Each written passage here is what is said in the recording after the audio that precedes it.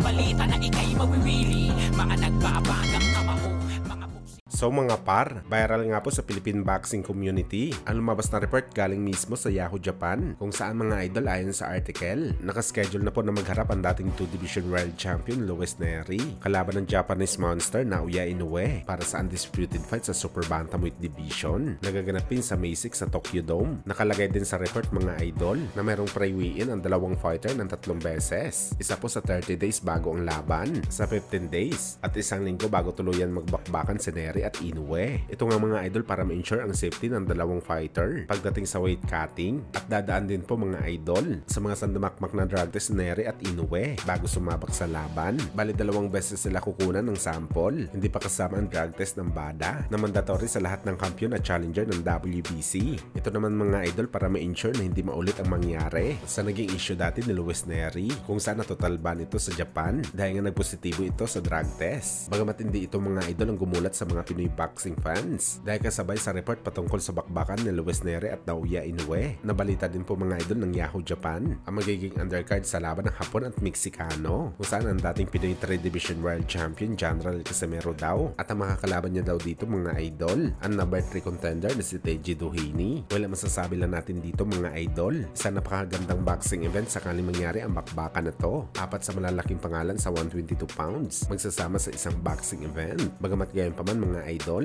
ang report na to ay walang katotohanan dahil kinumpirma ito mismo ng kapatid at trainer ni Casimero na si Jason. Aniya mga idol, hindi daw lalaban ang kanyang utol sa undercard ni Inoue at Nery nagaganapin sa Mayo. Pwede naman daw mga idol mag-undercard sa Cuadro Alas, pero dapat daw sa buwan ng June o di kaya sa July. Pero dahil daw sa Mayo ang laban ni Inoue at Nery, ay malabo daw talaga ito mangyari mga idol.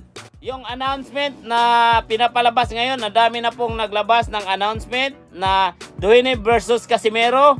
Ang daming mga vlogger na nagkaano dyan, na gumagawa ng fake news. Hindi po totoo yan. Kasi si Inoue kasi lalaban ngayong May. Siguro kung ma-move yan ng June or July, pwedeng mag-undercard.